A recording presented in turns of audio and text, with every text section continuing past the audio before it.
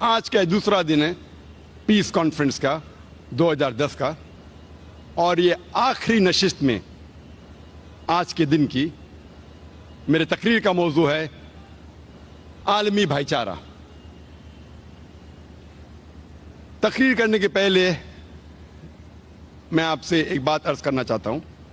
جیسے آپ جانتے ہیں کہ میں اکثر تقریر انگریزی میں کرتا ہوں، اور آج انشاءاللہ میں اردو یا ہندی میں کرنے والا ہوں، اور آپ جانتے ہیں کہ میری تعلیم انگریزی میں ہوئی ہے اور مجھے انگریزی پہ مہارت ہے، تو ظاہر ہے کہ اس اردو یا ہندی تقریر میں غلطیاں کروں گا۔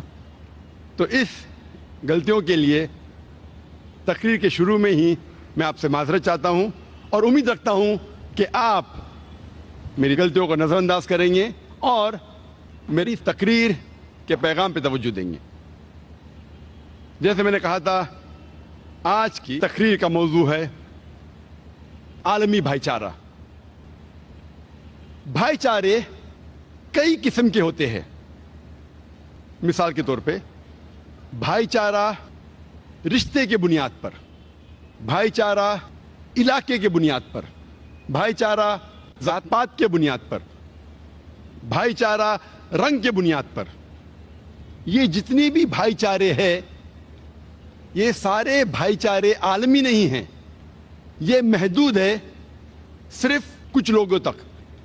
مثال کے طور پہ جو بھائی چارہ رشتہ داری کی بنیاد پر ہے، وہ صرف اپنے رشتہ داروں کو لے کے چلتا ہے، دنیا کے سارے لوگوں کو سمیٹتا نہیں ہے۔ جو بھائی چارہ علاقے کے بنیاد پہ ہے، مثال کے طور پہ ہندوستانی بھائی چارہ، یہ صرف ہندوستانی لوگوں کو لیتا ہے، انگریز لوگوں کو نہیں سمیٹتا ہے۔ اگر بھائی چارہ رنگ کے بنیاد پر ہے، مثال کے طور پہ گورے لوگوں کا بھائی چارہ، تو صرف یہ گورے لوگوں کو سمیٹتا ہے، دنیا کے سارے انسانوں کو نہیں سمیٹتا ہے۔ تو جتنے بھی یہ بھائی چارے ہیں، یہ محدود ہے، ان کو ہم عالمی بھائی چارہ بالکل نہیں کہہ سکتے۔ اسلام اس بات کو تسلیم نہیں کرتا کہ انسان کا ذات کے بنیاد پر بٹوارا ہوا، یا انسان کا بٹوارا رنگ کے حساب سے ہونا چاہیے۔ اسلام نہیں مانتا کہ انسان اونچا یا نیچا ہو سکتا ہے رنگ کے بنیاد پر، ذات پات کے بنیاد پر، دولت کے بنیاد پر۔ اللہ سبحانہ تعالیٰ فرماتے ہیں سورہ حجرات میں، سورہ نمبر 49 آیت نمبر 13 میں، جس آیت کی تلاوت میں نے اس لیکچر کو آغاز کرنے پر کی تھی۔ اللہ تعالیٰ فرماتے، یا ایھا الناس انا خلقناکم من ذکر و انثی وجعلناکم شعوبا وقبائل لتعارفوا ان اکرمکم عند اللہ اتقاکم ان اللہ علیم خبیر۔ اے انسانوں، ہم نے تمہیں ایک مرد اور ایک عورت کے جوڑے سے بنایا ہے، پیدا کیا ہے، اور تمہیں قوموں اور قبیلوں میں بانٹا ہے تاکہ آپ ایک دوسرے کو پہچان سکے، نہ کہ آپ ایک دوسرے سے نفرت کریں۔ اور تم میں سے سب سے بہترین انسان وہ ہے جو متقی ہے۔ اس قرآن مجید کی آیت سے ہمیں پتہ لگتا ہے کہ اللہ سبحانہ و تعالیٰ کا دار و مدار کوئی انسان کو اونچا یا نیچا ماننے کے لیے ذات نہیں ہے، رنگ نہیں ہے، جنس نہیں ہے، دولت نہیں ہے۔ اللہ کے نزدیک کوئی انسان چاہے گورا یا کالا ہو، اس سے اونچا یا نیچا نہیں بنتا، چاہے امیر یا غریب ہو، اس سے اونچا یا نیچا نہیں بنتا، چاہے وہ ہندوستان میں پیدا ہوا یا یو ایس اے میں پیدا ہوا، اس سے اللہ سبحانہ و تعالیٰ کے نزدیک کوئی انسان اونچا یا نیچا نہیں بنتا۔ اللہ کے نزدیک انسان اونچا تب بنتا ہے جب وہ متقی بنتا ہے۔ کوئی انسان کو جانچنے کے لیے ضرورت ہے تقوی کی۔ تقوی مانے نیکی، اچھے اعمال، دینداری۔ ایک انسان دوسرے انسان سے تبھی اونچا بن سکتا ہے جب وہ اللہ سبحانہ و تعالیٰ کے اور قریب آئیں، دینداری میں اونچا نہ رہے۔ دینداری، اچھے اعمال اور نیکی اللہ کے نزدیک بنیاد ہے کسی انسان کو اونچا یا نیچا کہنے کے لیے۔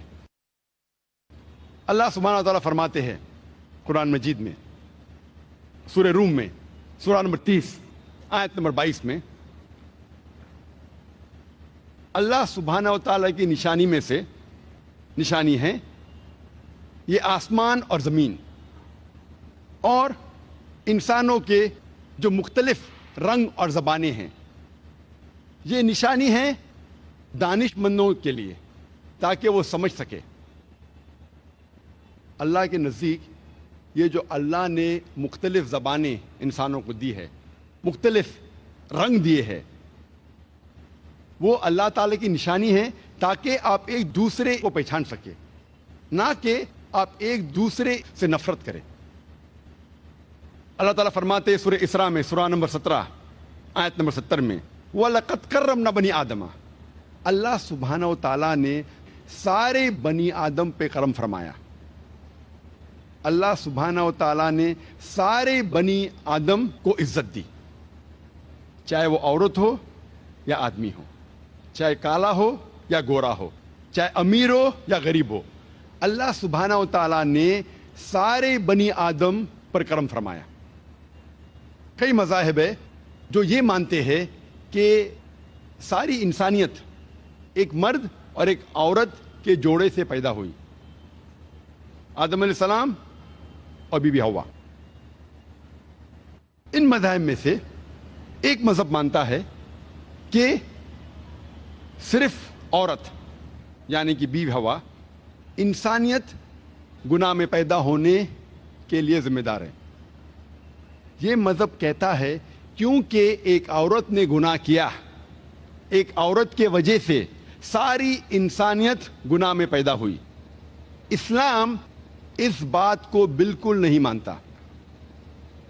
اسلام میں آدم علیہ السلام اور بیوی حوا دونوں کو یکساں ذمہ دار ٹھہرایا گیا ہے، اور کئی جگہ قرآن مجید میں اس کا ذکر آتا ہے۔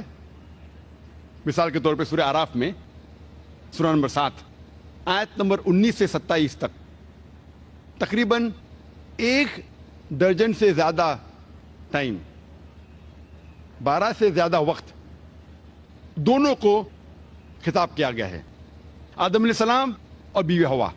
اور یہاں کہا گیا ہے کہ دونوں نے اللہ سبحانہ و تعالیٰ کی بات نہیں مانی، دونوں نے اس کے بعد معافی مانگی اور اللہ سبحانہ و تعالیٰ نے دونوں کو معاف کیا۔ قرآن مجید کے مطابق دونوں کو یکساں ذمہ دار، دونوں کو یکساں قصوروار ٹھہرایا گیا ہے۔ قرآن مجید میں ایک بھی آیت نہیں ہے جس میں کہیں بھی صرف بیوی حوا کو قصوروار ٹھہرایا گیا ہے، لیکن قرآن مجید میں ایک آیت ہے جس میں صرف آدم علیہ السلام کا ذکر ہے۔ وہ سورہ طٰہٰ سورہ نمبر 20 آیت نمبر 121 میں جہاں کہا گیا ہے کہ آدم علیہ السلام نے اللہ سبحانہ و تعالیٰ کا کہنا نہیں مانا۔ لیکن جب قرآن مجید کی ساری آیتیں پڑھتے ہیں ہمیں پتہ چلتا ہے کہ دونوں یکساں قصوروار ہیں۔ اور کچھ غیر اسلامک مذہب ہے جو یہ کہتے ہیں کہ اس کے وجہ سے اللہ سبحانہ و تعالیٰ نے عورتوں پر لعنت بھیجی، اور عورتیں تکلیف سے بچے جنیں گی، یہ ان کے لیے ایک سزا ہے۔ کیونکہ عورت نے اللہ کا کہنا نہیں مانا، اسی لیے عورت کے اوپر لعنت ہے، اور وہ تکلیف کے ساتھ بچوں کو جنیں گی اور اپنے شوہر کی غلام بنیں گی۔ اسلام اس بات کو بالکل نہیں مانتا، بلکہ قرآن مجید میں حمل کی وجہ سے عورت کے رتبے کو اٹھا دیا گیا ہے۔ اللہ تعالیٰ فرماتے سورہ نساء میں، سورہ نمبر 4 آیت نمبر 1 میں، عزت کرو اس کوکھ کی جس نے تمہیں جنم دیا۔ اللہ تعالیٰ فرماتے سورہ لقمان میں، سورہ نمبر 31 آیت نمبر 14 میں، کہ ہم نے انسانوں سے کہا ہے کہ اپنے والدین کی عزت کرے۔ اپنے والدین سے اچھا برتاؤ کرے، اور تمہاری ماں نے تمہیں تکلیف کے ساتھ جنم دیا، تکلیف کے ساتھ اپنی کوکھ میں رکھا اور تکلیف کے ساتھ آپ کو جنم دیا۔ اللہ تعالیٰ پیغام کو دہراتے ہیں سورہ اعراف میں، سورہ نمبر 46 آیت نمبر 15 میں، جس میں کہا گیا ہے کہ اے انسانوں، اپنے والدین کی عزت کرو، ان کے ساتھ اچھا برتاؤ کرو، اور تمہاری ماں نے تکلیف کے ساتھ تمہیں جنم دیا، اور تمہاری ماں نے 2 سال تک تمہاری پرورش کی پیدا ہونے کے بعد۔ اس کے اندر ویننگ کا ذکر ہے، میں نے آپ کو دودھ پلائی۔ یہاں اللہ سبحانہ و تعالی خواتین کا رتبہ حمل کی وجہ سے اور اونچا کرتا ہے، اور اکثر آپ دیکھیں گے میڈیا میں اسلام کے بارے میں غلط فہمیاں جو میڈیا پھیلا رہی ہے، اس میں ہمیشہ میڈیا یہ کہتی ہے کہ اسلام خواتین کو اپنے حقوق نہیں دیتا اور اسلام خواتین کو ذلیل کرتا ہے۔ یہ سمے نہیں ہے یہ الزام کو دور کرنے کا، اور اس موضوع پہ میں نے تقریر کی تھی لاسٹ کانفرنس میں انگریزی میں، وومنز رائٹس ان اسلام، اسلام میں خواتین کے حقوق۔ اگر وہ آپ تقریر دیکھیں گے تقریباً 1.5 سے 2 گھنٹے کی ہے، اس میں صاف طریقے سے ظاہر کیا گیا ہے کہ الحمدللہ اسلام میں عورت اور مرد کا رتبہ یکساں ہے۔ اسلام میں عورت اور مرد کا درجہ ایک ہے، لیکن درجہ ایک ہونے کا یہ مطلب نہیں کہ سب چیزوں میں وہ یکساں ہے۔ Equality does not mean identicality. پوری طور پہ اگر آپ جانچ پڑتال کریں گے تو پتہ چلے گا کہ عورت اور مرد کا رتبہ جو ہے وہ برابر ہے۔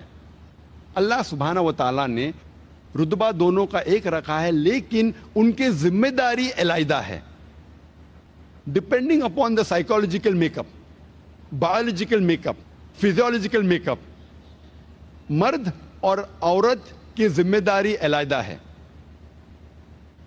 لیکن اوور آل بوتھ ایکول۔ میں ایک مثال آپ کو پیش کروں گا جس سے آپ کو سمجھ میں آئے گا میں کیا کہنا چاہتا ہوں۔ مثال کے طور پہ ایک کلاس میں ایگزامینیشن ہوتا ہے اور 2 طلبہ کو سب سے بہترین مارکس ملتے ہیں، دونوں کو ملتے ہیں 80% مارکس۔ جب ہم تحقیق کرتے ہیں پتہ چلتا ہے کہ کوشچن پیپر میں 10 سوال تھے اور ہر سوال کا جواب دینے پہ طالب کو ملیں گے 10 مارکس میکسیمم۔ ہم تحقیق کرتے 2 طلبہ، طالب اے اور طالب بی، دونوں کو 80% ملتا ہے۔ ان کا جب آنسر شیٹ ہم دیکھتے تو پتہ چلتا ہے کہ کوشچن نمبر 1 کے جواب میں طالب اے کو ملتا ہے 10 میں سے 9 مارکس، طالب بی کو ملتا ہے 10 میں سے 7 مارکس۔ تو آنسر نمبر 1 میں طالب اے کا رتبہ بی سے زیادہ ہے۔ Student A has A degree of advantage over B. سوال نمبر 2 کے جواب میں اسٹوڈنٹ بی کو ملتا ہے 10 میں سے 9 مارکس اور اسٹوڈنٹ اے کو ملتا ہے 10 میں سے 7 مارکس۔ تو جواب نمبر 2 میں اسٹوڈنٹ بی کا رتبہ اونچا ہے، student B has A degree of advantage over student A. باقی سارے 8 سوال کے جوابوں میں دونوں اسٹوڈنٹ اے اور بی کو ملتا ہے 10 میں سے 8۔ آپ جب حساب لگاتے ٹوٹل کرتے ہیں ہمیں پتا چلتا ہے دونوں اسٹوڈنٹ کو اے اور بی، طالب اے اور بی دونوں کو ملتا ہے 100 میں سے 80 مارکس۔ اسی طریقے سے کچھ چیزوں میں عورتوں پہ ذمہ داری زیادہ ہے، کچھ چیزوں میں مرد پہ ذمہ داری زیادہ ہے، لیکن پوری طور پہ آدمی اور مرد اسلام میں ایک ہی درجے کے ہیں۔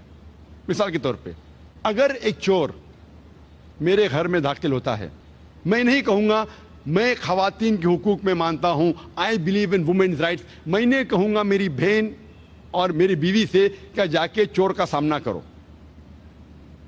میں جانتا ہوں کہ آدمی عورت سے زیادہ طاقتور ہے، اور اللہ سبحانہ تعالیٰ فرماتے سورہ نساء میں سورہ نمبر 4 آیت نمبر 34 میں کہ اللہ سبحانہ و تعالیٰ نے مرد کو عورت سے زیادہ طاقت دی ہے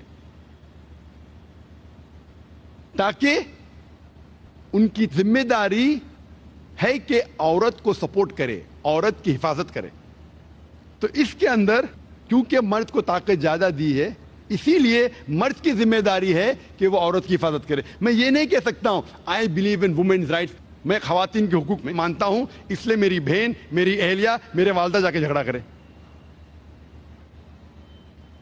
دوسری مثال ہے, یہ کہا گیا ہے صحیح بخاری میں جلد نمبر 8 کتاب الاداب چیپٹر نمبر 2 حدیث نمبر 2 میں ایک شخص محمد صلی اللہ علیہ وسلم کے پاس آتے ہیں اور ان سے کہتے ہیں کہ ساری دنیا میں مجھے سب سے زیادہ محبت کس سے کرنا چاہیے؟ اور اللہ کے رسول فرماتے تیری ماں سے. پھر وہ شخص کہتے اس کے بعد کون؟ اللہ کے رسول فرماتے تیری ماں. وہ شخص کہتا ہے اس کے بعد کون؟ اللہ کے رسول فرماتے تیری ماں. چوتھی بار جب پوچھتا ہے اس کے بعد کون؟ اللہ کے رسول فرماتے تیرا باپ. اس سے ہمیں یہ معلوم پڑتا ہے کہ 75% 3/4 حصہ اپنے محبت کا ہر انسان کو دینا چاہیے اپنے والدہ کو, اور 25% 1/4 حصہ دینا چاہیے اپنے والد کو. مختصر سا ہم یہ کہہ سکتے کہ والدہ کو ملتا ہے گولڈ میڈل, سونے کا تمغہ, والدہ کو ملتا ہے سلور میڈل, چاندی کا تمغہ, والدہ کو ملتا ہے برونز میڈل, تمغے کا تمغہ, اور والد کو اطمینان رکھنے کے لیے ملتا ہے صلح بخش انعام, کنسولیشن پرائز. یہ ہمارے آخری نبی محمد صلی اللہ علیہ وسلم کی تعلیمات ہے اور ہمیں اس پہ عمل کرنا چاہیے. تو اس چیز میں ہمیں پتہ چلتا ہے کہ عورتوں کا درجہ, کیونکہ وہ انسان کو اپنے پیٹ میں 9 مہینے رکھتی ہے اور تکلیف کے ساتھ جنم دیتی ہے, عورتوں کا رتبہ اللہ سبحانہ و تعالیٰ اور اونچا کرتا ہے. تو اس طریقے سے اللہ سبحانہ و تعالیٰ depending upon the biological make up, the physiological make up, the psychological make up, different roles, different ذمہ داری دی گئی ہے, لیکن پوری طور پہ اوور آل مرد اور عورت کا درجہ ایک ہے. اسلام میں ہم یہ نہیں مانتے کہ خدا اللہ سبحانہ و تعالیٰ صرف ایک ہی ٹائپ کے انسانوں کا مالک ہے یا خالق ہے. ہم یہ نہیں مانتے کہ اللہ سبحانہ و تعالیٰ صرف ایک گروہ یا ایک قسم کے انسانوں کا خالق ہے. ہم یہ مانتے ہیں کہ اللہ سبحانہ و تعالیٰ سارے انسانوں کا خالق ہے. اور اللہ تعالیٰ فرماتے سورہ فاتحہ میں سورہ نمبر 1 آیت نمبر 1 یا 2 میں الحمدللہ رب العالمین, ساری تعریف ہے اس اللہ کی جو سارے عالموں کا رب ہے, سارے عالموں کا, اس دنیا کا اور جتنی دنیا موجود ہے اس کا رب ہے. اور قرآن میں جن نے فرمایا ہے سورہ ناس میں سورہ نمبر 114 آیت نمبر 1 میں قل اعوذ برب الناس, کہو کہ میں پناہ چاہتا ہوں سارے انسانوں کے رب میں. یہ رب جو ہے سارے انسانوں کا ہے, صرف ایک قسم کے انسان کا نہیں, سارے انسانوں کا رب ہے, چاہے وہ گورے ہو یا کالے ہو, چاہے امیر ہو یا غریب ہو, چاہے ہندو ہو یا مسلم ہو, سکھ ہو یا عیسائی ہو, یہ سارے انسانوں کا مالک ہے اور خالق ہے. اسی لیے قرآن مجید میں کہیں جگہ آتا ہے یا ایھا الناس, یا ایھا الناس, یا ایھا الناس, اے انسانوں, اے انسانوں. قرآن مجید میں ہمیں کئی تعلیمات ملتی ہے جس سے عالمی بھائی چارہ کو بڑھاوا ملتا ہے, جس سے عالمی بھائی چارہ اس دنیا میں قائم ہو سکتا ہے. اللہ سبحانہ وتعالیٰ فرماتے ہیں سورہ مائدہ میں سورہ نمبر 5 آیت نمبر 32 میں کوئی بھی انسان دوسرے انسان کا قتل نہیں کرنا چاہیے, صرف قتل کے بدلے قتل, یا کوئی انسان اس زمین پہ فساد پھیلا رہا ہے, ورنہ کوئی انسان دوسرے انسان کا جب قتل کرتا ہے وہ گویا کہ ساری انسانیت کا قتل کر رہا ہے، اور اگر کوئی بھی انسان دوسرے انسان کی جان بچاتا ہے گویا کہ ایسا ہے کہ سارے انسانوں کی جان بچا رہا ہے۔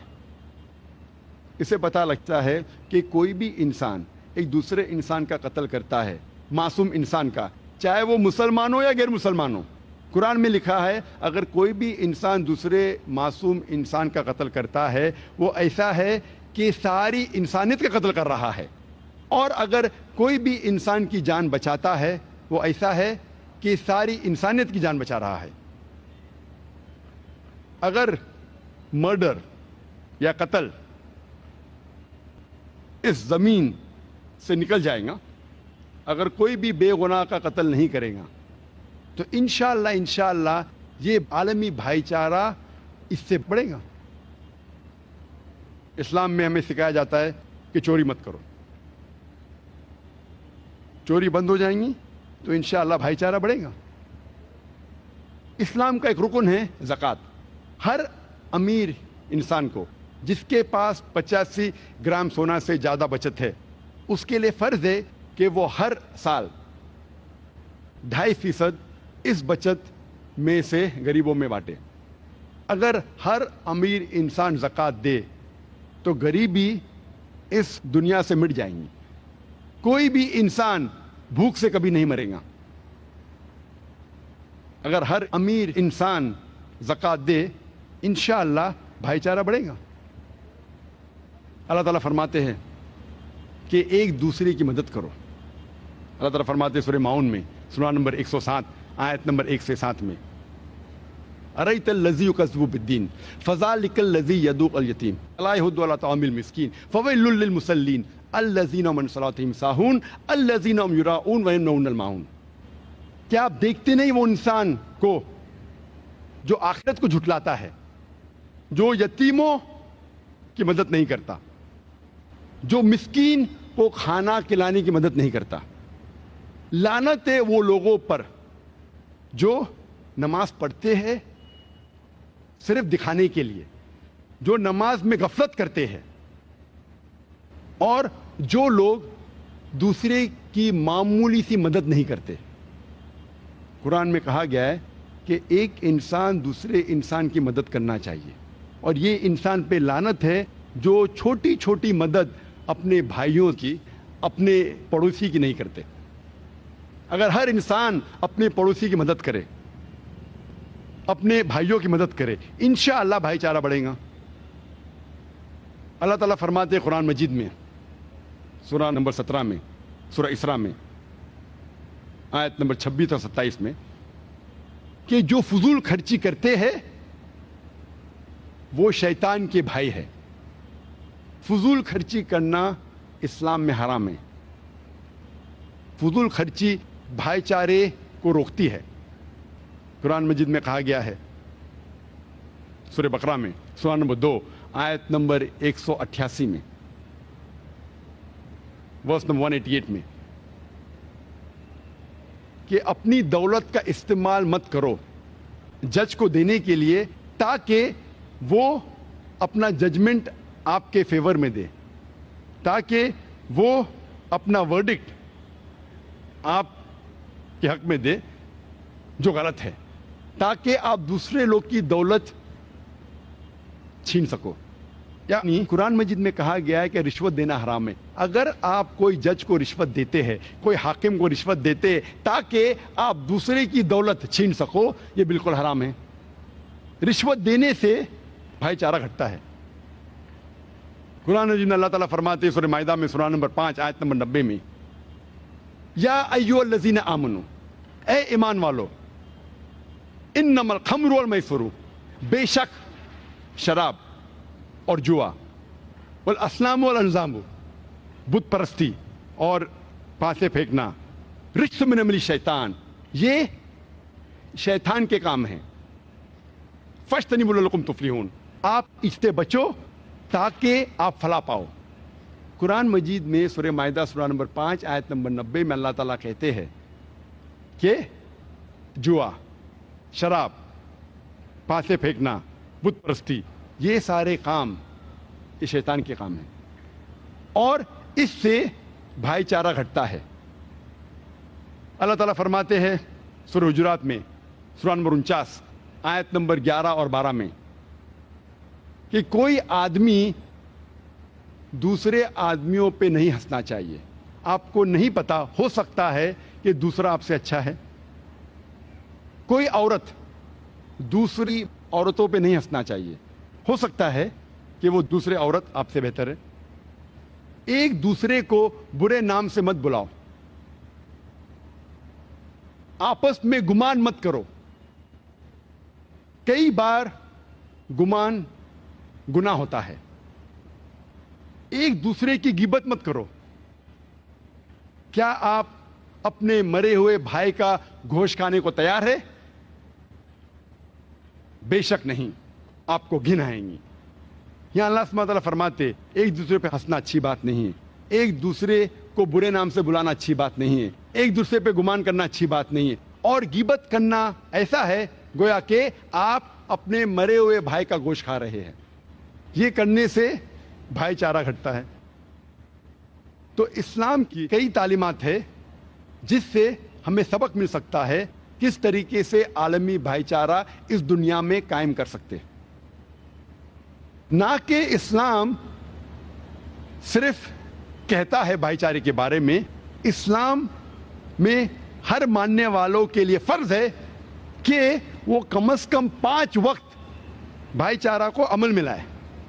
میں ذکر کر رہا ہوں اسلام کے دوسرے رکن کے بارے میں، وہ ہے صلاح، نماز۔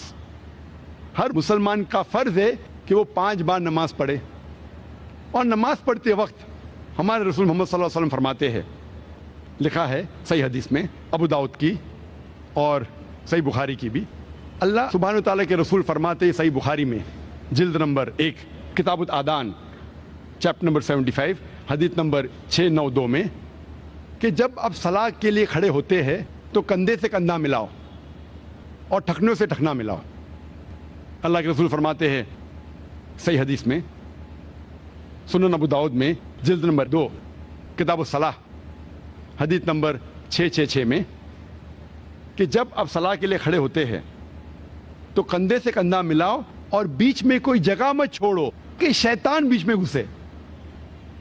ہمارے نبی صلی اللہ علیہ وسلم وہ اس شیطان کا ذکر نہیں کر رہے تھے جو آپ اونیڈا ٹی وی کے ایڈ میں دیکھتے، جو شیطان کے 2 سنگ ہوتے ہیں۔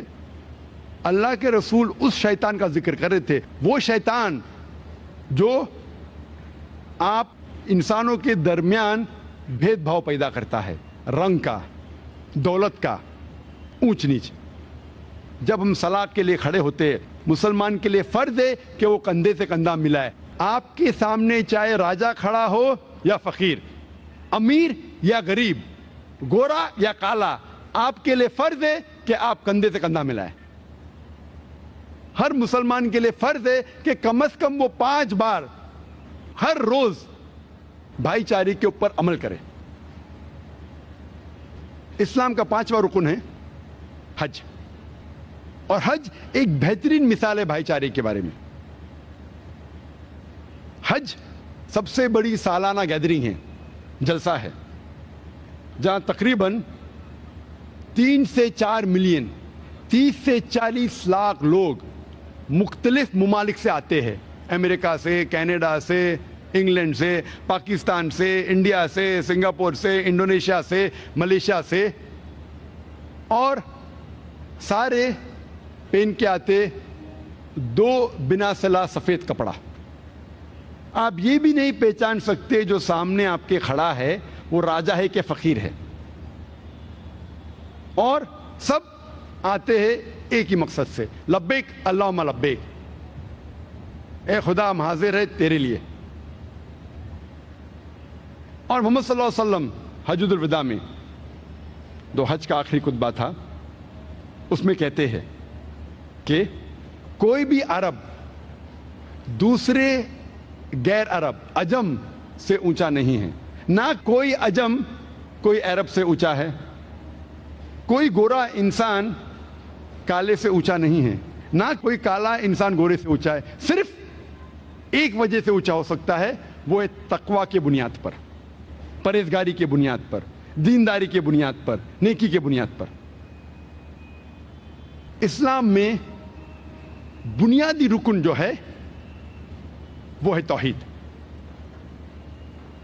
اور اسلام کا بنیادی رکن ہے کہ سارے انسانوں کا مالک، خالق، رب، رہبر ایک ہی ہے، وہ ہے اللہ سبحانہ و تعالیٰ، اور یہ عالمی بھائی چارے کے لیے فرض ہے۔ اس کے بنا عالمی بھائی چارہ ممکن ہی نہیں،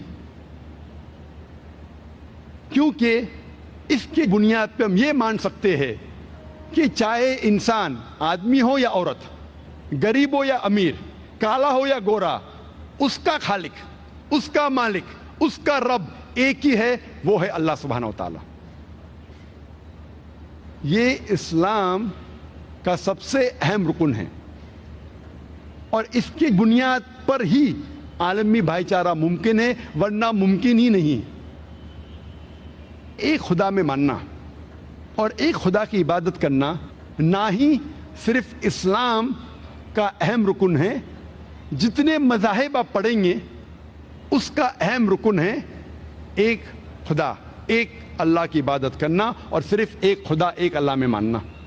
توحید سارے مذاہب کا رکن ہے، اور جب ہم پڑھتے ہیں آکسفورڈ ڈکشنری میں what is the meaning of religion?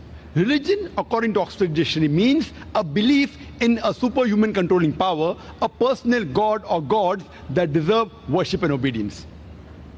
مذہب کے معنی آکسفورڈ ڈکشنری کے مطابق ہے کہ ایک یا انیک خدا میں ماننا جس کی آپ عبادت کرتے ہیں اور جس کا کہنا مانتے ہیں۔ آپ کو کوئی بھی مذہب کے بارے میں جاننا ہے تو فرض ہے کہ آپ اس مذہب کہ خدا کو جانو۔ جب تک آپ اس مذہب کے خدا کو نہیں جانیں گے تب تک آپ اس مذہب کو جان ہی نہیں سکیں گے۔ آج ہم کوشش کریں گے دیگر مذاہب کو جاننے کے لیے، اور ان مذاہب میں خدا کے بارے میں کیا کہا گیا ہے۔ کوئی مذہب کو جاننے کے لیے مذہب کے ماننے والوں کو دیکھنا ضروری نہیں۔ اگر آپ مذہب کو جانیں گے مذہب کے ماننے والوں کو دیکھنے کے بعد تو یہ صحیح طریقہ نہیں، کیونکہ کئی بار مذہب کے ماننے والے خود نہیں جانتے ان کے مذہب میں کیا لکھا ہے اور ان کی مذہبی کتاب کیا کہتی ہے خدا کے بارے میں۔ اسی لیے سب سے بہترین اور سب سے صحیح طریقہ یہ جاننے کے لیے کہ مذہب کیا ہے اور اس مذہب کے خدا کے بارے میں کیا لکھا ہے، وہ ہے اس مذہبی کتاب کی تحقیق کرو۔ تو اس بنیاد پہ ہم آج کوشش کریں گے جاننے کے لیے کہ دیگر مذاہب میں کیا لکھا ہے اور ان مذاہب میں خدا کے بارے میں کیا کہا گیا ہے۔ سب سے پہلے ہم کوشش کریں گے جاننے کے لیے ہندو مذہب کیا کہتا ہے خدا کے بارے میں، بھگوان کے بارے میں، ایشور کے بارے میں۔ اگر آپ کوئی ہندو سے پوچھیں گے کہ وہ کتنے خدا میں مانتا ہے، کتنے ایشور میں مانتا ہے، کتنے بھگوان میں مانتا ہے، تو آپ کو جواب ملے گا۔ کوئی ہندو کہے گا 3، کوئی کہے گا 100، کوئی ہندو کہے گا 1000، کوئی کہے گا 33 کروڑ، 330 ملین، 33 کروڑ۔ لیکن اگر آپ ایک ایسے ہندو سے پوچھیں گے جو اپنے ہندو مذہب کی کتاب کا مطالعہ کر چکا ہے اور ہندو مذہبی کتاب پڑھ چکا ہے، وہ ہندو کہے گا کہ ہندو کو صرف ایک خدا کی عبادت کرنا چاہیے اور ایک ہی خدا میں ماننا چاہیے۔ لیکن عام ہندو وہ ایک فلسفے میں مانتا ہے جسے کہتے ہیں پینتھیزم۔ پینتھیزم کے معنی ایوری تھنگ از گاڈ، سب کچھ خدا ہے۔ عام ہندو مانتا ہے کہ سب کچھ خدا ہے، چاند خدا ہے، سورج خدا ہے، انسان خدا ہے، پیڑ خدا ہے، سانپ خدا ہے۔ ہم مسلمان یہ کہتے ہیں اور یہ مانتے ہیں کہ سب کچھ خدا کا ہے، چاند خدا کا ہے، سورج خدا کا ہے، انسان خدا کا ہے، پیڑ خدا کا ہے، سانپ خدا کا ہے۔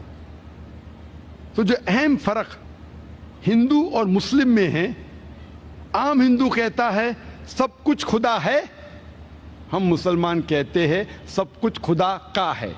یہ فرق صرف کا ہے۔ اگر یہ کا کے فرق کو مٹا دیں گے تو ہندو اور مسلم ایک ہو جائیں گے. اس فرق کو مٹانے کے لیے اللہ سبحانہ تعالیٰ فرماتے ہیں سورہ ال عمران میں سورہ نمبر 3 آیت نمبر 64 میں کل یا اہل کتاب کو اہل کتاب سے تعالوا الی کلمۃ سواء بین بینکم آؤ ہم اس بات کی طرف جو آپ اور ہم میں یکساں ہے. سب سے پہلی بات اللہ نعبد الا اللہ کہ ہم صرف ایک خدا کی عبادت کریں. ولا نشرک بہ شیئا کہ ہم آپس میں کسی کو شریک نہ کریں. ولا نشرک بہ شیئا ولا یتخذ بعضنا بعضا اربابا من دون اللہ کہ ہم آپس میں کسی کو رب نہ بنائیں. فَإِن تَوَلَّوْا فَقُولُوا اشْهَدُوا بِأَنَّا مُسْلِمُونَ اور اگر وہ کہنا نہیں مانے تو آپ شہادت دو کہ ہم مسلم ہیں اور ہم اللہ سبحانہ و تعالیٰ کی عبادت کرتے ہیں. قرآن مجید میں ایک طریقہ بتلایا گیا ہے کس طریقے سے بھائی چارہ بڑھانا چاہیے دیگر مذاہب کے بیچ. یہ کہنا چاہیے آؤ ہم اس بات کی طرف جو آپ اور ہم میں یکساں ہے. سب سے پہلی بات اللہ نعبد الا اللہ کہ ہم صرف ایک ہی خدا کی عبادت کریں. ابھی ہم تحقیق کریں گے کہ ہندو مذہبی کتاب میں کیا لکھا ہے خدا کے بارے میں. جب ہم پڑھتے ہیں اپنشد جو ایک اہم ہندو مذہب کی کتاب ہے چھندوگیہ اپنشد میں لکھا ہے chapter number 6 section number 2 shloka number 1 میں ایکم ایودتیم خدا ایک ہے اس کے علاوہ کوئی نہیں ہے. لکھا ہے سویتا سویتارا اپنشد میں چیپٹر نمبر 6 شلوک نمبر 9 میں ناچسیہ کسج جنیتا نہ چدیپا اس ایشور کا کوئی بھی والدین نہیں ہے کوئی بھی رب نہیں ہے. اس ایشور کا کوئی بھی والد نہیں کوئی بھی والدہ نہیں. اس ایشور کا اس سے اوپر کوئی نہیں ہے. لکھا ہے سویتا سویتارا اپنشد میں چیپٹر نمبر 4 شلوک نمبر 19 میں نہ تسیہ پرتیما استی اس ایشور کی کوئی پرتیما نہیں. پرتیما ایک سنسکرت لفظ ہے جس کے معنی ہے عکس فوٹوگراف پینٹنگ پکچر اسکلپچر مورتی اسٹیچو. لکھا ہے سویتا سویتارا اپنشد میں ادھیائے نمبر 4 شلوکا نمبر 19 میں نہ تسیہ پرتیما استی اس ایشور اس بھگوان کی کوئی پرتیما نہیں کوئی عکس نہیں کوئی فوٹوگراف نہیں کوئی پینٹنگ نہیں کوئی پکچر نہیں کوئی مورتی نہیں کوئی اسکلپچر نہیں. سب سے زیادہ ہندو مذہب میں پڑھی جانے والی کتاب ہے بھگوت گیتا. بھگوت گیتا میں لکھا ہے ادھیائے نمبر 7 میں شلوکا نمبر 20 میں کہ all those whose intelligence has stolen by material desires they worship demigods. جو پیسے کے پیچھے بھاگتا ہے جو دنیاوی چیز کے پیچھے بھاگتا ہے وہ غلط خدا غلط ایشور کی عبادت کرتا ہے. اور کئی جگہ تفسیر میں لکھا ہے اس کے معنی یہ بھی ہوتا ہے کہ یہ لوگ جو پیسے اور دنیاوی چیز کے پیچھے بھاگتے ہیں وہ مورتی کی عبادت کرتے ہیں. ہندو مذہب میں سب سے اونچی کتاب سب سے پاک کتاب ہے وید. وید میں لکھا ہے یجروید ادھیائے نمبر 32 منتر نمبر 3 میں نہ تسیہ پرتیما استی اس ایشور اس بھگوان کی کوئی پرتیما نہیں کوئی پینٹنگ نہیں کوئی پکچر نہیں کوئی پورٹریٹ نہیں کوئی مورتی نہیں کوئی اسٹیچو نہیں کوئی اسکلپچر نہیں. یجروید ادھیائے نمبر 32 شلوک اور منترا نمبر 3 میں لکھا ہے ناتسیہ پرتیما استی اس ایشور کی کوئی پرتیما نہیں کوئی عکس نہیں کوئی پکچر نہیں کوئی فوٹو نہیں کوئی پینٹنگ نہیں کوئی مورتی نہیں کوئی اسکلپچر نہیں کوئی اسٹیچو نہیں. لکھا ہے یجروید میں ادھیائے نمبر 40 شلوک نمبر 8 میں ایشور پاک ہے اور اس کا کوئی عکس نہیں. لکھا ہے یجروید میں ادھیائے نمبر 40 شلوکا نمبر 9 میں اندھاتم پویشنتی یا اسمبھوتی مپاستے. اندھاتم مینس اندھکار اندھیرا.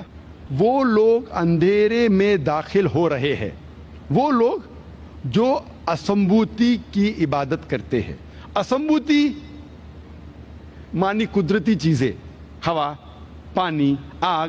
وہ لوگ اندھکار میں داخل ہو رہے ہیں وہ لوگ جو قدرتی چیز کی عبادت کرتے ہیں. اور آگے لکھا ہے وہ لوگ اور گہرے اندھکار میں اور گہرے اندھیرے میں ڈھل رہے ہیں وہ لوگ جو سمبوتی کی عبادت کرتے. سمبوتی مطلب انسان کی بنائی ہوئی چیزیں, ٹیبل, چیئر, مورتی, گاڑی, اس کی اگر عبادت کریں گے تو اور گہرے اندھکار میں آپ جائیں گے. لکھا ہے رگ وید میں کتاب نمبر 20 ادھیائے نمبر 58 شلوکا نمبر 3 میں, دیو ماں اسی, اس کے معنی ایشور مہان ہے. اور سب سے پاک کتاب ویدوں میں سے 4 وید ہے, سب سے پاک وید ہے رگ وید. رگ وید میں لکھا ہے کتاب نمبر 1 میں ادھیائے نمبر 164 شلوکا نمبر 46, ایکم ست وپر بہودا ودانتے, ستیہ ایک ہے, حقیقت ایک ہے, ایشور ایک ہے, خدا ایک ہے. اور سادھو سنت لوگ ایشور کو, خدا کو کئی ناموں سے پکارتے ہیں. اور صرف رگ وید کتاب نمبر 2 ادھیائے نمبر 1 میں شلوک نمبر 1 سے 11 میں تقریباً 33 صفت خدا کے دیے ہے. صرف رگ وید کتاب نمبر 2 ادھیائے نمبر 1 شلوکا نمبر 1 سے 11 میں 33 صفت لکھی گئی ہے خدا کے بارے میں. ایک صفت جس کا ذکر آتا ہے رگ وید کتاب نمبر 2 ادھیائے نمبر 1 منترا نمبر 3 میں, وہ ہے برہما. برہما کہتے ہیں ہندو مذہب میں خالق کو, وہ خدا جس نے پیدا کیا ہے. ہم مسلمان کو کوئی گلا شکوہ نہیں اگر کوئی کہتا ہے کہ خدا خالق ہے, یا خدا بنانے والا ہے, یا خدا کریٹر ہے, یا خدا برہما ہے. لیکن اگر کوئی شخص یہ کہتا ہے کہ برہما وہ خدا ہے جس کے 4 سر ہے, ہم مسلمان اس پہ اعتراض دیتے ہیں, کیونکہ آپ اپنی کتاب سویتا سوتار اپنشد ادھیائے نمبر 4 شلوکا نمبر 19 کے خلاف جا رہے جس میں لکھا ہے ناتسیہ پرتیما استی, اس ایشور کی کوئی پرتیما نہیں, کوئی عکس نہیں, کوئی پکچر نہیں, کوئی پینٹنگ نہیں, کوئی مورتی نہیں, کوئی اسکلپچر نہیں, کوئی اسٹیچو نہیں. اور ایک صفت جو دی گئی ہے رگ وید میں کتاب نمبر 2 ادھیائے نمبر 1 منتر نمبر 3 میں, وہ ہے وشنو. وشنو ہندو مذہب میں کہا جاتا ہے وہ خدا کو جو رب ہے, جو پالنے والا ہے. انگلش میں ترجمہ کریں گے تو ہو جاتا ہے سسٹینر. ہم مسلمان کو کوئی اعتراض نہیں اگر کوئی کہتا ہے کہ خدا سسٹینر ہے, یا خدا رب ہے, یا خدا وشنو ہے. لیکن اگر کوئی شخص یہ کہتا ہے کہ وشنو وہ خدا ہے جس کے پاس 4 ہاتھ ہے, ایک ہاتھ میں چکرا ہے, دوسرے ہاتھ میں کونچ ہے, اور وہ پانی پہ جا رہا ہے سانپ پہ, یا اڑ رہا ہے ہوا میں گروڈا پہ, ہم مسلمان اس کے اوپر اعتراض لیتے ہیں, کیونکہ یہ ان کی مذہبی کتابوں کے بھی خلاف ہے. یجروید ادھیائے نمبر 32 شلوکا نمبر 3 میں لکھا ہے ناتسیہ پرتیما استی, اس بھگوان کی کوئی مورتی نہیں, کوئی عکس نہیں, کوئی پرتیما نہیں, کوئی پکچر نہیں, کوئی پینٹنگ نہیں, کوئی اسٹیچو نہیں. لکھا ہے رگ وید میں کتاب نمبر 8 ادھیائے نمبر 1 شلوکا نمبر 1 میں ماں چدندی سنسد, عبادت صرف اس ایشور کی کرو, تعریف صرف اس کی ہے. لکھا ہے رگ وید میں کتاب نمبر 6 ادھیائے نمبر 45 شلوکا نمبر 16 میں, یا ایک اتمشتی ہی, عبادت کرو صرف ایک خدا کی, تعریف صرف اس کی ہے. اور ہندوازم کا برہما سوترا, ہندو دھرم کا برہما سوترا ہے ایکم برہم دیوتیا ناستے, نینا ناستے کنچن, بھگوان ایک ہی ہے, دوسرا نہیں ہے, نہیں ہے, نہیں ہے, ذرا بھی نہیں ہے. There is only one God, not a second one, not at all, not at all, not in the least bit.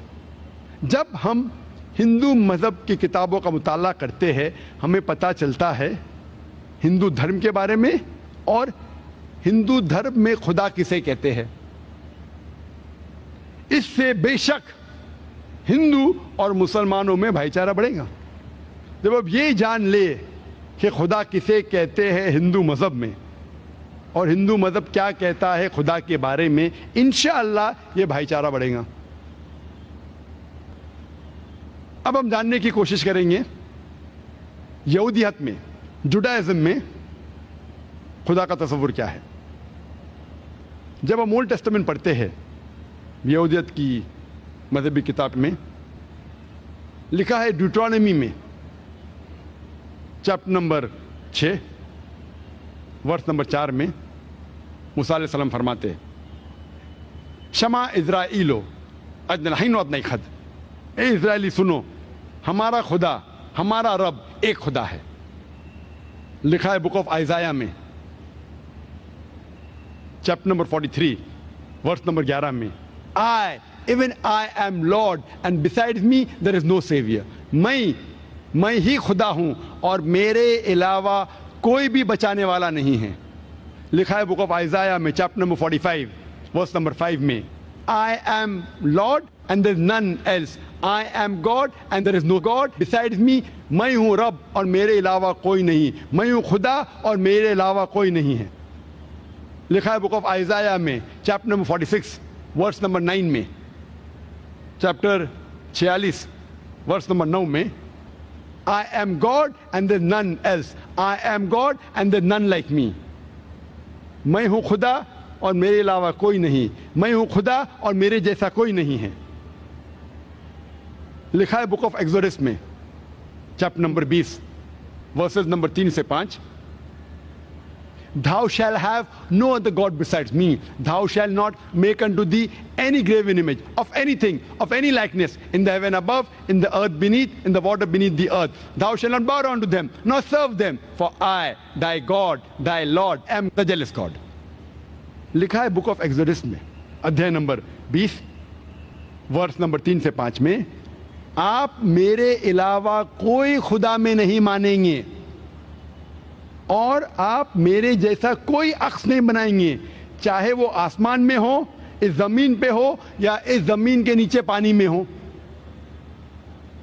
اور آپ ان کے سامنے نہیں جھکیں گے اور ان کی عبادت نہیں کریں گے، کیونکہ میں خدا ہوں، جلن رکھنے والا خدا ہوں۔ یہی پیغام پھر سے دہرایا ہے بک آف ڈیوٹرانومی میں chapter number 5 verses number 7 to 9 میں، 7 سے 9 تک میں لکھا ہے کہ thou shalt have none other God besides me, thou shalt not make unto thee any graven image of anything, of any likeness, in the heaven above, in the earth beneath, in the water beneath the earth. Thou shalt not bow down to them, nor serve them, for I, thy God, thy Lord, is a jealous God۔ آپ میرے علاوہ کوئی اور خدا میں نہیں مانیں گے، آپ میرے جیسا عکس نہیں بنائیں گے، چاہے وہ کوئی بھی چیز ہو، آسمان میں، زمین پہ، یا زمین کے نیچے پانی میں۔ آپ ان کی عبادت نہیں کریں گے، آپ ان کو سجدہ نہیں کریں گے، کیونکہ میں خدا ہوں، جلن رکھنے والا خدا ہوں۔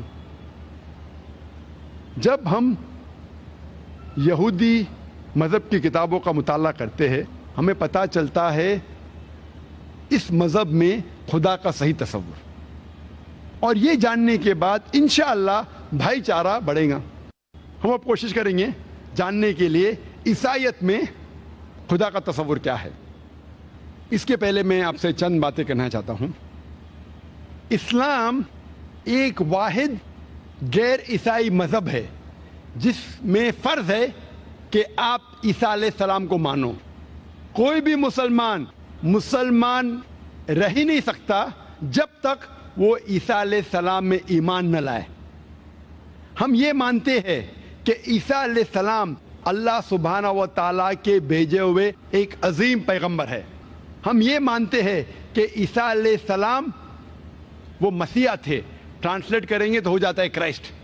ہم یہ مانتے ہیں کہ عیسیٰ علیہ السلام ایک معجزہ کے ذریعے پیدا ہوئے بنا کوئی والد کے، جو کئی ماڈرن کرسچن نہیں مانتے۔ ہم یہ مانتے ہیں کہ عیسیٰ علیہ السلام نے مردوں میں جان ڈالی اللہ کی مدد سے۔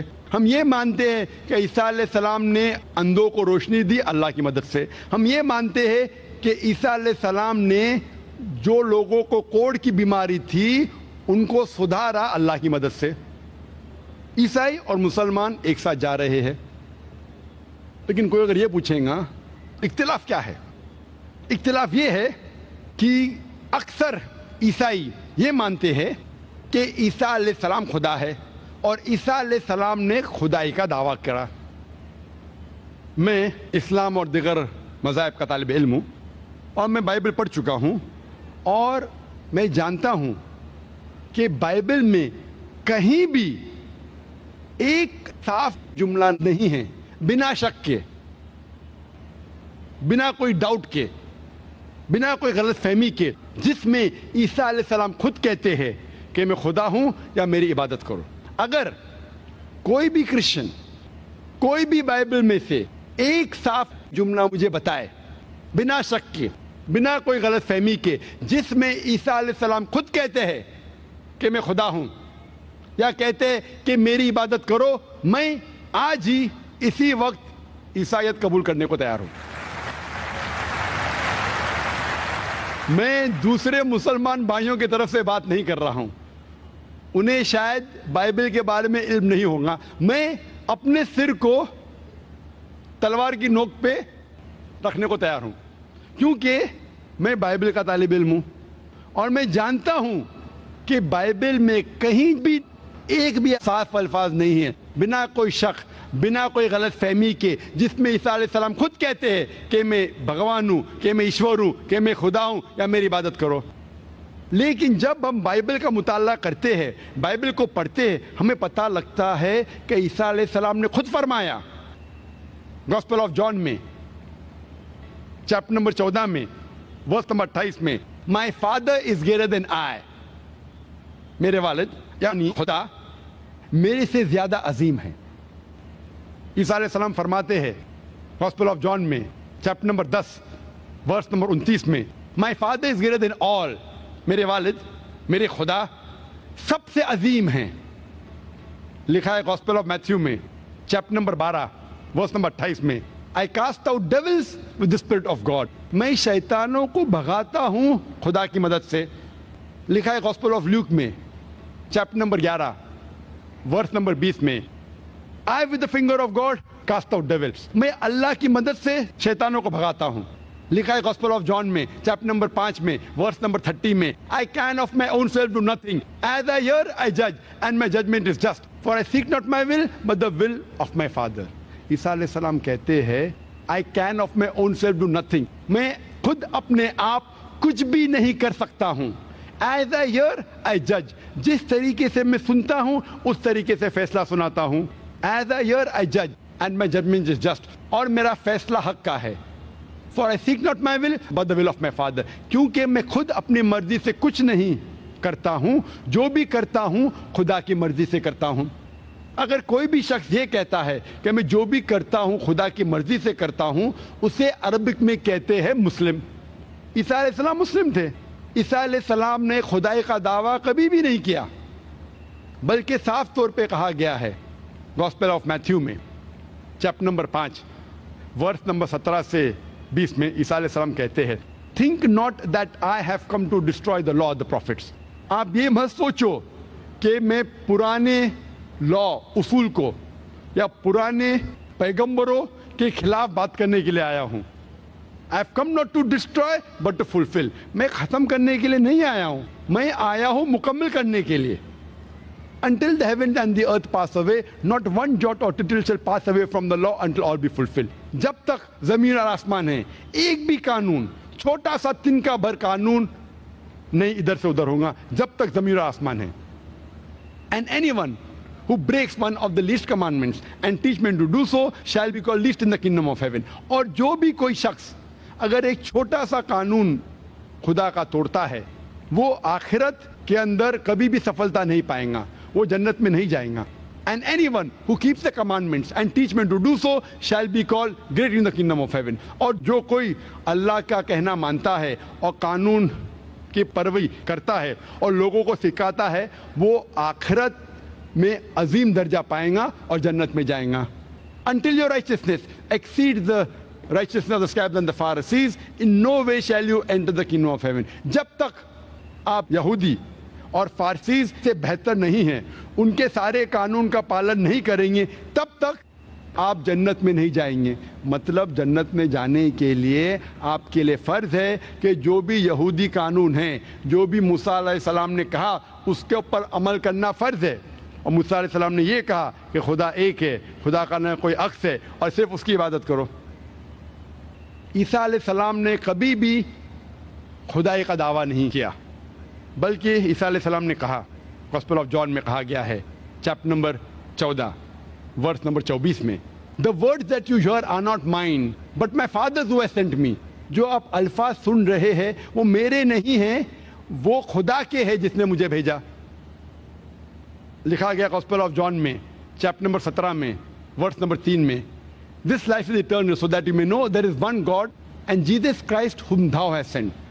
آپ جانو کہ خدا ایک ہے اور اس خدا نے عیسیٰ علیہ السلام کو بھیجا ہے. عیسیٰ علیہ السلام نے خدائی کا دعویٰ کبھی بھی نہیں کیا, بلکہ صاف طور پہ لکھا گیا ہے بک آف ایکٹس میں چیپٹر نمبر 2 ورس نمبر 22 میں, Ye men of Israel, listen to this. Jesus of Nazareth, a man approved of God amongst you by wonders and miracles which God did by him, and you are witness to it. اس میں کہا گیا ہے, Ye men of Israel, listen to this. اے یہودی, آپ اس بات کو سنو. Jesus of Nazareth, a man approved of God. عیسیٰ علیہ السلام جو نصارہ سے تھے, جن کو اللہ سبحانہ و تعالیٰ نے چنا, جو ایک آدمی تھے آپ کے درمیان سے چنا. Jesus of Nazareth, a man approved of God amongst you by wonders and miracles and signs. اور اللہ سبحانہ و تعالیٰ نے ان کے ذریعے معجزہ اور نشانی دکھائی, اور آپ اس کے گواہ ہیں, and you are witness to it. یہاں صاف طور پہ کہا گیا ہے عیسیٰ علیہ السلام جو ایک انسان تھے, اللہ نے آپ کے درمیان میں سے چنا اور ان کے ذریعے معجزہ کیے تاکہ آپ اس کے گواہ بن سکو. اور جب عیسیٰ علیہ السلام سے پوچھا گیا تھا کہ سب سے پہلا کمانڈمنٹ, سب سے پہلی تعلیم کیا ہے, عیسیٰ علیہ السلام ہو بہو وہی لفظ جو موسیٰ علیہ السلام نے کہا تھا اسے دہراتے ہیں. گوسپل آف مارک میں چیپٹر نمبر 12 ورس نمبر 29 میں, شما اسرائیلو ادنہین و ادنیخد. اے اسرائیل, آپ جان لو کہ ہمارا خدا, ہمارا رب ایک خدا ہے. تو جب ہم بائبل کا مطالعہ کرتے ہیں ہمیں پتہ چلتا ہے کہ عیسائیت میں خدا کا صحیح تصور کیا ہے. اب ہم جاننے کی کوشش کریں گے کہ اسلام میں خدا کا تصور کیا ہے. اگر آپ پوچھتے کوئی مسلمان سے کہ خدا کا تصور کیا ہے, تو سب سے بہترین جواب کوئی مسلمان دے سکتا ہے وہ ہے سورہ اخلاص. اور سورہ اخلاص میں کہا گیا ہے, سورہ نمبر 112 آیت نمبر 1 سے 4 میں, قل هو اللہ احد, کہو کہ اللہ ایک ہے. اللہ الصمد, اللہ جو بے نیاز ہے. لم یلد ولم یولد, نہ وہ کسی سے جنا ہے نہ کسی کو جنا ہے. ولم یکن لہ کفوا احد, اس کے جیسا کوئی نہیں ہے. یہ سورہ اخلاص میں 4 آیتیں ہیں جس میں 4 شرائط ہے. اور کوئی بھی انسان کہتا ہے کہ یہ شخص خدا ہے, اگر یہ 4 شرائطوں پہ اترتا ہے تو ہم مسلمان کو کوئی گلا شکوہ نہیں ماننے کے لیے کہ وہ شخص خدا ہے. سب سے پہلی شرط قل هو اللہ احد, کہو کہ اللہ ایک ہے. دوسری شرط اللہ الصمد, اللہ جو بے نیاز ہے. تیسری شرط لم یلد ولم یولد, نہ وہ کسی کو جنا ہے نہ کسی سے جنا ہے. اور چوتھی شرط ولم یکن لہ کفوا احد, اس کے جیسا کوئی نہیں ہے. یہ 4 شرائط پہ اگر کوئی اترتا ہے ہمیں کوئی گلا شکوہ نہیں ماننے کے لیے کہ وہ اللہ ہے. یہ سورہ اخلاص خدا کو جاننے کا طلسمہ ہے. کوئی بھی شخص کہتا ہے کہ یہ خدا ہے, اس کو جاننے کے لیے ضروری ہے کہ وہ سورہ اخلاص کے بنیاد پہ اترے. مثال کے طور پہ اگر کوئی شخص کہتا ہے کہ بھگوان رجنیش خدا ہے. ایک وقت ایک ہندو بھائی نے مجھ سے کہا کہ ہم ہندو نہیں مانتے بھگوان رجنیش خدا ہے. میں نے کبھی بھی نہیں کہا کہ ہندو کہتے ہیں بھگوان رجنیش خدا ہے. ہندو دھرم کی کتابوں میں کہیں نہیں لکھا ہے کہ بھگوان رجنیش خدا ہے. میں نے کہا کچھ لوگ مانتے ہیں کہ بھگوان رجنیش خدا ہے. ہم اس بھگوان رجنیش کو دیکھیں گے کہ سورہ اخلاص کے بنیاد پہ وہ سفلتا پاتا ہے یا نہیں. سب سے پہلے قل هو اللہ احد, کہو کہ اللہ ایک ہے. کیا رجنیش ایک تھا؟ ہم جانتے ہیں کہ کئی انسانوں نے دعویٰ کیا خدا رہنے کا، اور خصوصاً اس دیش ہندوستان میں ہزاروں انسان نے کہا ہے کہ میں بھگوان ہوں، میں خدا ہوں۔ بھگوان رجنیش ایک ہی نہیں ہے، لیکن ایک رجنیش بھکت کہیں گا نہیں وہ ڈیفرنٹ ہے، علیحدہ ہے، الگ ہے۔ دوسری شرط، اللہ الصمد، اللہ جو بے نیاز ہے۔ کیا بھگوان رجنیش بے نیاز تھا؟ Was he absolute internal? ہم اس کی آٹو بایوگرافی پڑھتے پتہ لگتا ہے کہ اس کی آٹو بایوگرافی میں لکھا ہوا ہے کہ بھگوان رجنیش کو ڈائبٹیز کی بیماری تھی، اس کو استھما تھا، اس کو ریڑھ کی ہڈی کی بیماری تھی۔ آپ سوچ سکتے بھگوان کو، ایشور کو، خدا کو ریڑھ کی ہڈی کی بیماری ہے، استھما ہے، ڈائبٹیز ہے۔ اور تیسری شرط، لم یلد ولم یولد، نہ وہ کسی کو جنتا ہے نہ کسی سے جنا ہے۔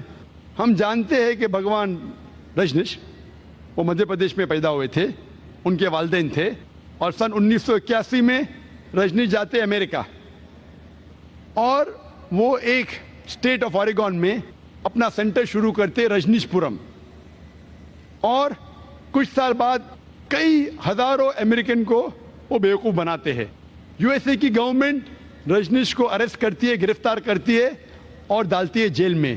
رجنیش کہتے ہیں کہ U S a government give me slow poisoning, مجھے جیل میں یو ایس اے نے دھیرے دھیرے زہر دیا، جیل میں زہر دیا۔ آپ سوچ سکتے بھگوان کو کوئی زہر دے رہا ہے، بھگوان کو سلو پوائزننگ کر رہا ہے۔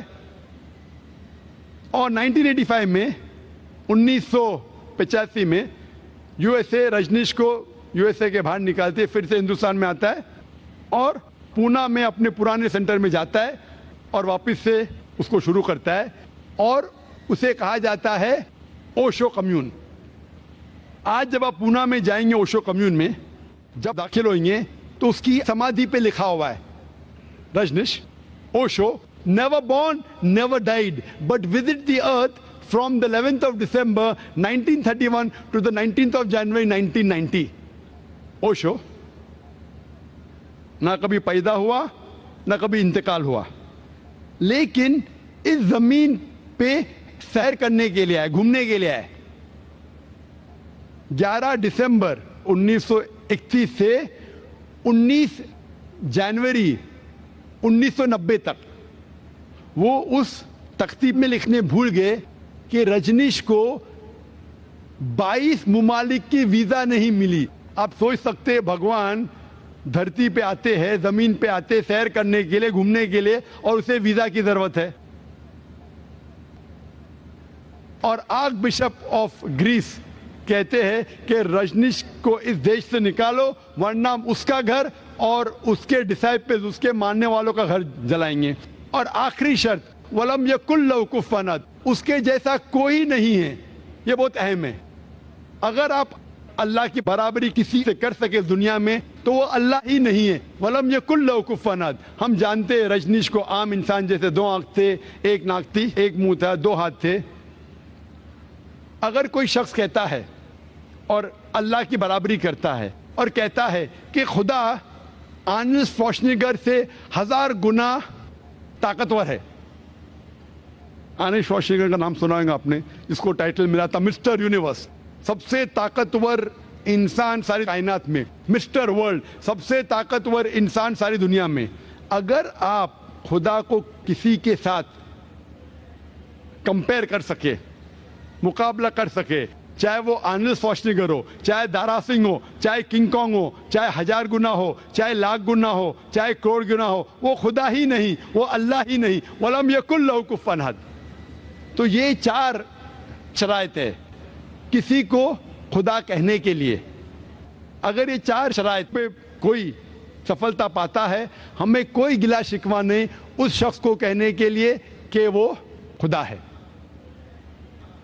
جب ہم قرآن کا مطالعہ کرتے ہیں ہمیں پتہ چلتا ہے کہ اسلام میں خدا کا صحیح تصور کیا ہے، اور یہ جاننے کے بعد انشاءاللہ عیسائی اور مسلم اور ہندو اور یہودی میں بھائی چارہ انشاءاللہ بڑھیں گا۔ اس طریقے سے ہم جب مطالعہ کرتے ہیں دیگر مذاہب کا اور جانتے ہیں کہ ہر مذاہب میں جو بنیادی اصول ہے وہ ہے کہ ایک خدا میں مانو اور اس خدا کی عبادت کرو اور اس خدا کی کوئی مورتی نہیں۔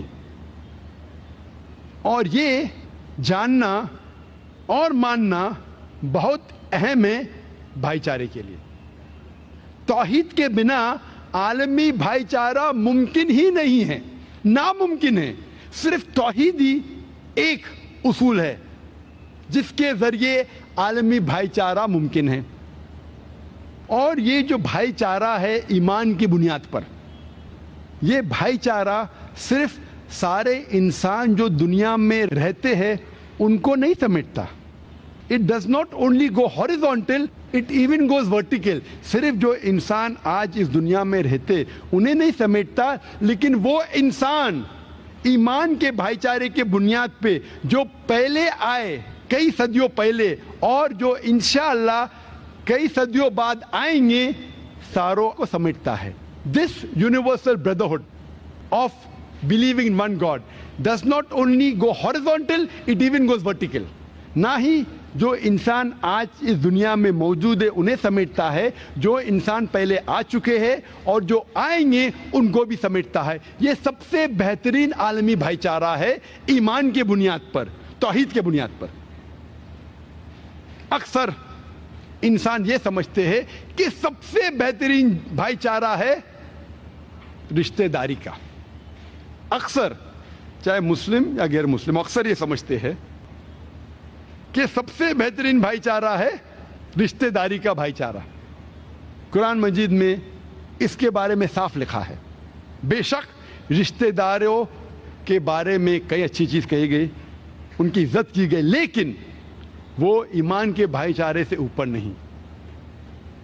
اللہ تعالیٰ فرماتے سورہ اسراء میں سورہ نمبر 17 آیت نمبر 23 اور 24 میں کہ اللہ کو ماننے کے بعد سب سے بہترین چیز ہے کہ آپ اپنے والدین کی عزت کرو اور ان کے ساتھ اچھا برتاؤ کرو, اور اگر ان میں سے کوئی بھی ایک یا دونوں ضعیف ہو جائے ان کو اف تک مت کہو, لیکن ان کے ساتھ اچھا برتاؤ کرو اور ان کے ساتھ رحم دلی سے پیش آؤ اور اللہ سے دعا کرو کہ ان پر رحمت برسائے کیونکہ ان نے تمہاری دیکھ بھال کی.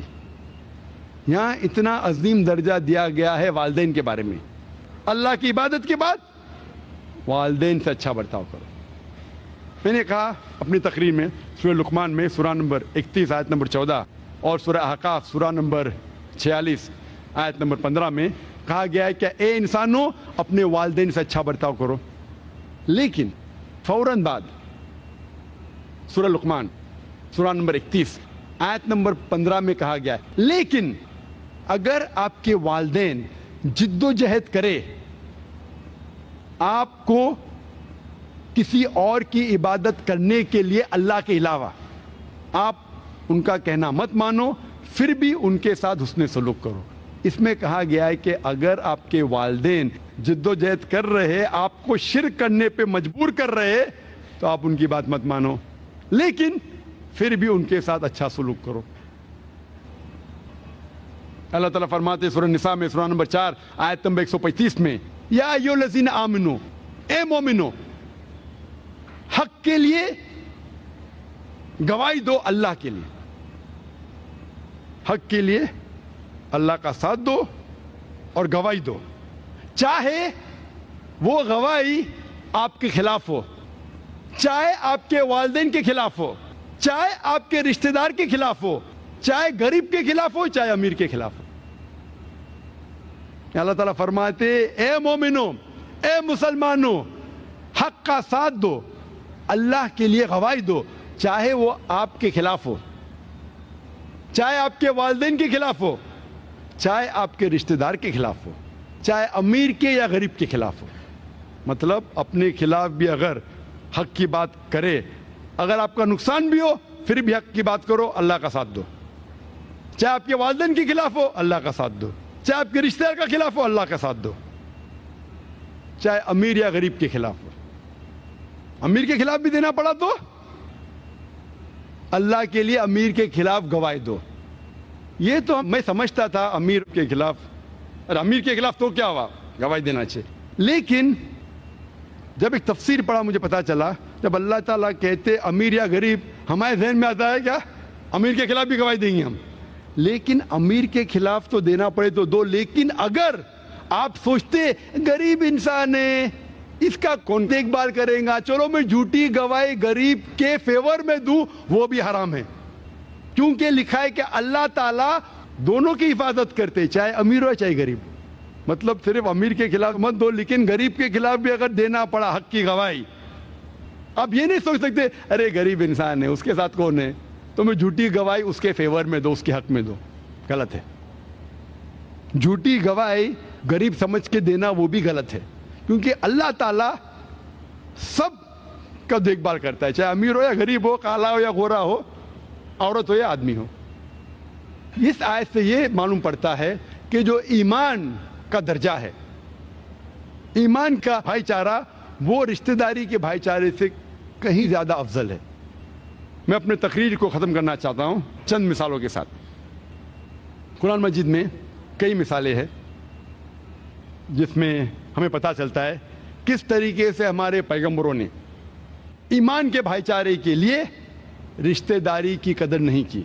سب سے بہترین مثال ہے نوح علیہ السلام کی، جس کا ذکر آتا ہے سورہ ہود میں، سورہ نمبر 11 آیت نمبر 45 سے آیت نمبر 49 تک۔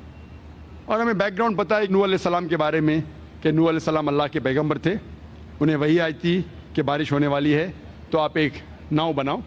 وہ لوگوں سے پیغام دیتے، اکثر لوگ نہیں مانتے، ان میں سے ان کا بیٹا بھی نہیں مانتا، بولتا ہے بارش اس ڈیزرٹ میں، اس صحرے میں ممکن ہی نہیں، اور آ بھی گئی تو میں پہاڑی کی چوٹی پہ جا کے بیٹھ جاؤں گا، اتنا اونچا پانی تو آ ہی نہیں سکتا ہے۔ یہاں نوح علیہ السلام اللہ سبحانہ و تعالیٰ سے وچن لیتے ہیں کہ یا اللہ سبحانہ و تعالیٰ آپ میرے گھر والوں کو بچانا، اللہ تعالیٰ وعدہ دیتے کہ میں تمہارے گھر والوں کو بچاؤں گا۔ پھر بارش آتی ہے، نوح علیہ السلام کے بیٹے وہ جاتے پہاڑی کی چوٹی پہ، اور بارش آتی ہے، پانی بڑھتا ہے چوٹی پہ بڑھتا ہے، اور ان کا بیٹا جب ڈوبنے آتا ہے وہ مدد کے لیے چلاتا ہے اپنے والد سے، نوح علیہ السلام سے۔ تو نوح علیہ السلام اللہ کی طرف دیکھ کے کہتے ہیں اور ان کو وعدہ یاد دلاتے کہ تو نے وعدہ کیا تھا کہ تو میرے گھر والوں کو بچائیں گا۔ اللہ تعالیٰ وہی نازل کرتے ہیں تیرا بیٹا تیرا گھر والا نہیں ہے، تیرا بیٹا تیرا گھر والا نہیں ہے۔ مطلب ایمان کی جو بنیاد ہے وہ رشتہ داری سے کئی زیادہ عظیم ہے۔ تو اللہ تعالیٰ یہ فرماتے ایمان والے تیرے گھر والے ہیں، تیرا بیٹا تیرا گھر والا نہیں ہے۔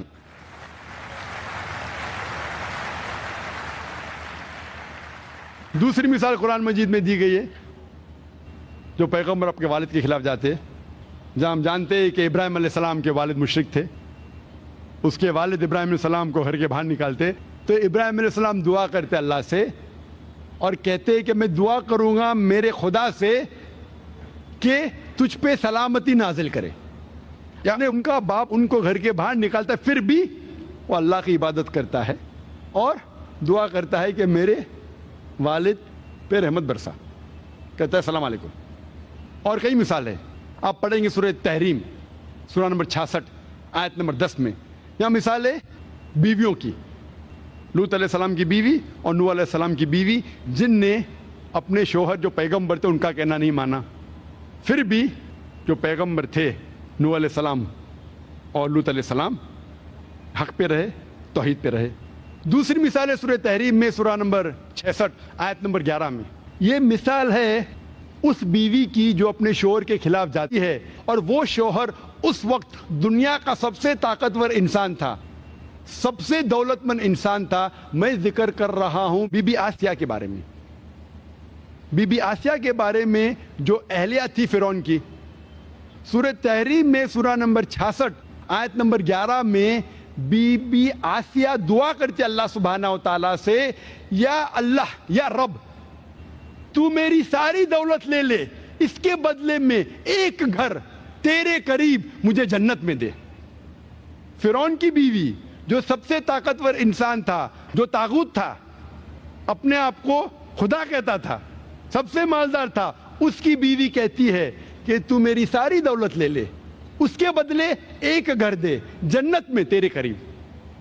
قرآن میں مثال ہے کہ والد نے اپنے غلط بیٹے کے خلاف گئے توحید کے لیے، مثال ہے کہ پیغمبر اپنے والد کے خلاف گئے، بچوں کے خلاف گئے، والد کے خلاف گئے۔ پیغمبر نے اپنے اہلیہ کے خلاف گئے صرف اللہ کے لیے، بیوی نے اپنے شوہر کے خلاف گئے صرف اللہ کے لیے۔ اس سے یہ ثابت ہوتا ہے کہ ایمان کا بھائی چارہ، توحید کا بھائی چارہ، ایک خدا کو ماننا اور اس کی عبادت کرنا، یہ بھائی چارہ سارے بھائی چاروں سے اونچا ہے، اور یہ ایک ہی بھائی چارہ ہے جس سے سارے دنیا کے لوگ ایک ہو۔ اور اس بات کے ساتھ میں اس تقریر کو ختم کرنا چاہتا ہوں سورہ نحل کی آیت سے، سورہ نمبر 16 آیت نمبر 125 میں، جہاں اللہ تعالیٰ فرماتے ادعو الی سبیل ربک بالحکمہ والموعظۃ الحسنہ وجادل باللتی احسن، لوگ کو بلاؤ اللہ کی طرف حکمت کے ساتھ اور حسنت کے ساتھ۔ وآخر دعوانا الحمدللہ رب العالمین۔